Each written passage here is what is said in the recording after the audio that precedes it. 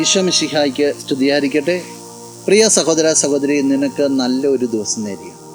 ഈശോ ഇന്ന് നിൻ്റെ ജീവിതത്തെ കടന്നു വന്നിട്ട് നിൻ്റെ ജീവിതത്തിൻ്റെ എല്ലാ മേഖലകളെയും സമർത്ഥമായിട്ട് അനുഗ്രഹിക്കട്ടെ എന്ന് പ്രാർത്ഥിക്കുന്നു. ഈ ദിവസങ്ങളൊക്കെ പന്തക്കുസ്താ തിരുനാളിന് വേണ്ടി ഒരുങ്ങിയാണല്ലോ. പരിശുദ്ധാത്മാവിന് വേണ്ടി ഒരു ദാഹം നിന്നിൽ വർദ്ധിക്കട്ടെ എന്ന് പ്രാർത്ഥിക്കുന്നു.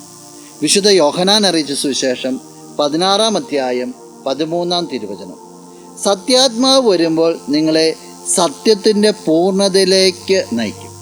പരിശുദ്ധാത്മാവിനെ കുറിച്ച് പറയുക സത്യത്തിൻ്റെ ആത്മാവെന്ന്.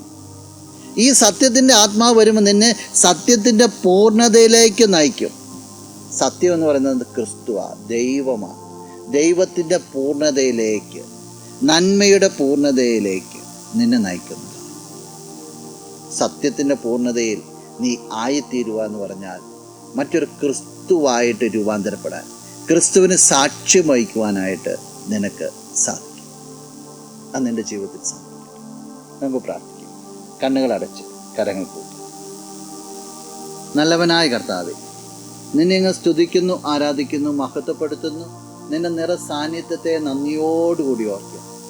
ഈ വ്യക്തിയെ അനുഗ്രഹിക്കണമെന്ന് പ്രാർത്ഥിക്കുന്നു. ജീവിത മേഖലകളിലെല്ലാം നിനക്ക് സാക്ഷ്യം വഹിക്കുവാനായിട്ട്, സത്യത്തിൻ്റെ പൂർണ്ണതയെ വ്യാപരിക്കുവാനായിട്ട് ഈ വ്യക്തിയെ നീ സഹായിക്കണം.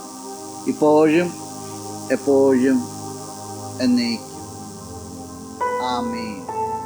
ആരാധിച്ചിടാം കുമ്പിട്ടാ